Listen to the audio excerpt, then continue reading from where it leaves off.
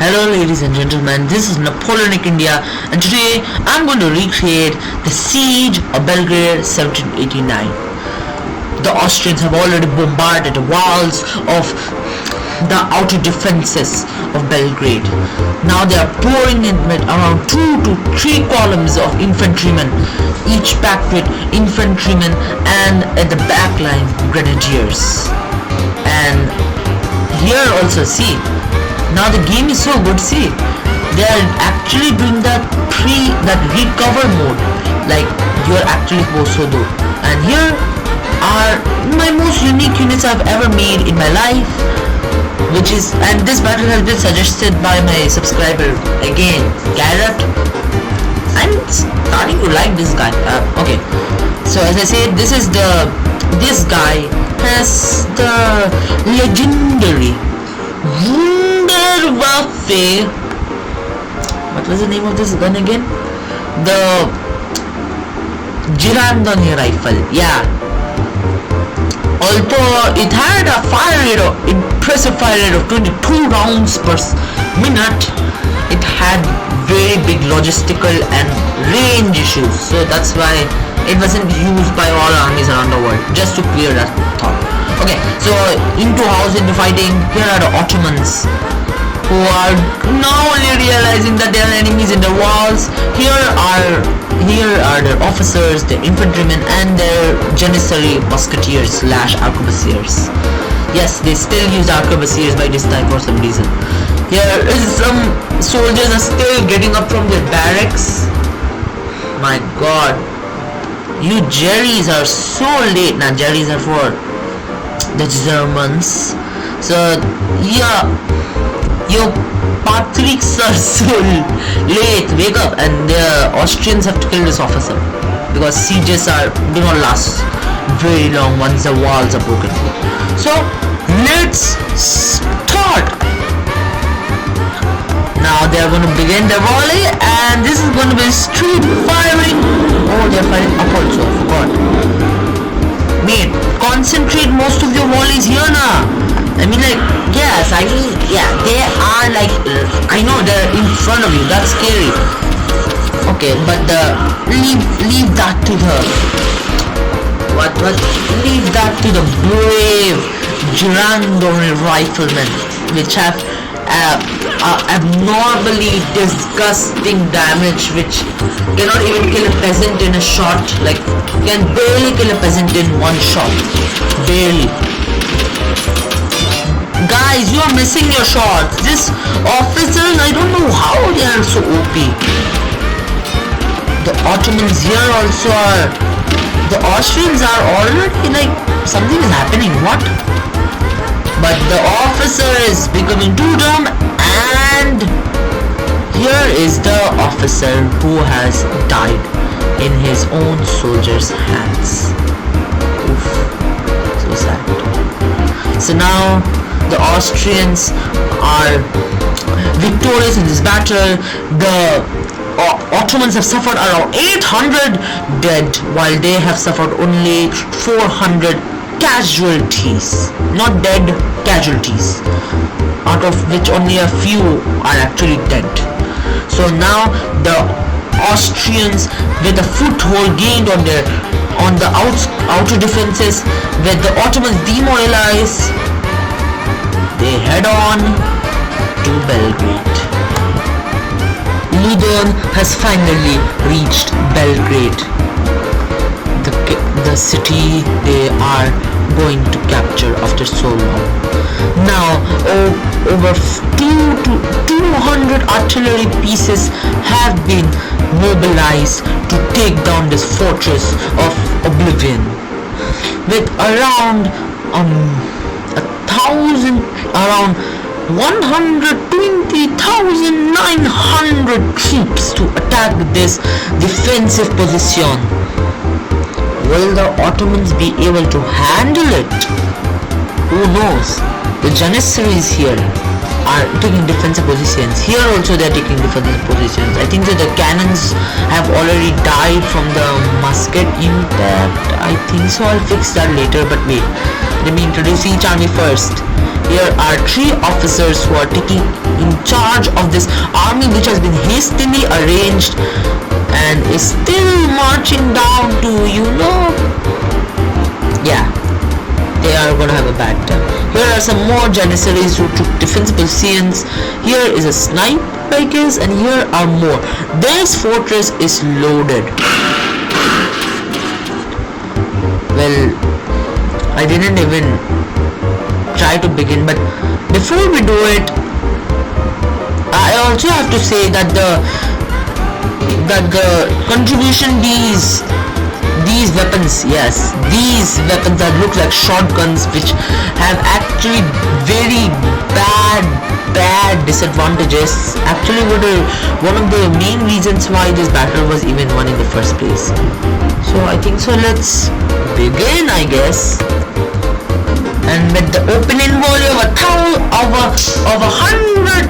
more than 100 cannons and more than 100,000 muskets, the siege of this begins. Let the siege commence! Oh, is this going to be a snipe? Oh my god! Oh no. That cannon is hit, obviously. Oh my Jesus, no! Oh my god, got hit right in the barrel. This one though, I think so must have been friendly fire or enemy fire. So the light infantries are marching up somewhere. I think so they're going to go with the machine guns of their era, I guess, to go sweep in the enemy in some close confined spaces. Let's see what happens to this poor. Oh god, this officer, you are a hero, mate. Like, this officer is so OP. I don't know what is wrong with it. क्या? अरे white powder खा के रखा है क्या तुमने? Huh? Okay, so the cannons are. My god, I actually never thought that this video would turn out so well. Just when I was making the intro, I realized that I had actually prepared what we had to act, how the battle went, and I saw that the outskirts were actually one of the parts, and I actually got the perfect map for it in tabs, and some more redeeming factors, which I actually think this is pretty OP. So the cannons are beginning to fire the walls, although in this game it's not as effective, it's pretty historically accurate. I should have put a timer here, I always forget, but let's see what happens. Will the janissaries hold on to the end? Nope, the answer is nope.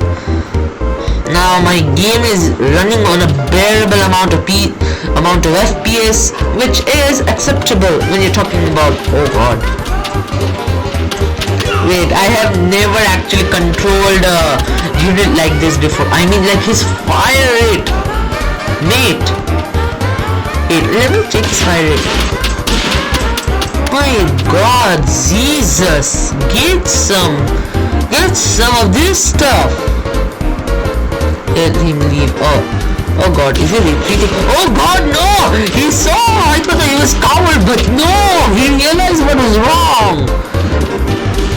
Yo! But we know, in reality, the Austrians have won. They suffered few casualties also. Whatever casualties they are showing in this game with the cannons, that is not true though. And we know they're going to stay here for an eternity, but I regard this as an Austrian victory. Now, with this being the last unit here, I'm going to kill this unit with not the musket or even the cannon or pistol, but with our lovable. What's the name of this gun again? The Gideon air rifle. Yep. So the Austrians have taken Belgrade during the year of 1789 from the Ottomans. But while this is a victory in its own, a guy named Napoleon is slowly rising the ranks during the French Revolution. Will the Ottomans be able to celebrate for this long over this victory? We will see in the So before I end this video, guys, I just want to show you my units that I've made over the past couple of days or months. I've made much more units than these, but these are my most factions that I use the most. And also, if you want to create tabs videos like me, you can use these uniforms. I mean, like, these are the closest uniforms. Even YouTubers like Plastic Scott also don't have soldiers which have this accurate uniform. So here is the British infantryman. You can see him. Here is the British infantryman from the East India Company. Here is the British Indian infantryman from the British Raj. Here is the Muslim. Here is a Madrasi / in modern day Chennai, and this is a Gurkha. Okay, so that's the British. Now the Crimean War age French.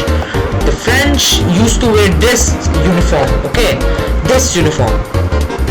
They did not wear shakos after that. Okay, these are the Grenadiers. The Grenadiers did wear shakos. Also, you don't have to add a grenade. I forgot to remove that. Here is La Imperial Garde of the Crimean War age. Here is officer. And this is the Russian faction. The Russian faction is pretty simple. It's actually low cost because of its stats. I mean, the Russians are always in quantity. Here is the Russian Grenadier, although I don't use it much. There is the Russian Light Infantryman, which is its special unit, and here is the officer who is a big head. I mean, small head, so get it. Here now, also there is a Sardinian / Italian from the Crimean War. Now the Napoleonic faction from the French. Here is the bayonet, and yes, you can use the musketeer and give it negative speed, but I choose this Sarissa thing because the musket is if the musketeer with negative speed is a bit far from the enemy, it will start running back like something is chasing it, or like a backwards person. So here's a bayonet man. Here's the basic infantryman. Here is the Tirailleur La Garde, or any type of French light infantryman you can think of. Here is the, what was his name again? The Grenadier, the Imperial Guard, both versions, bayonet and musket. Bayonet is for a future video. You will see what video I'm talking about. Here is the drummer, and here is Napoleon himself in his favorite little grey coat. So hope you had fun watching this video. Hope you see these characters that I made, and hope you implement them in your videos. So bye bye, and this was your loyal and humblest of all servants, Napoleonic India. Bye, and also leave suggestions for more videos.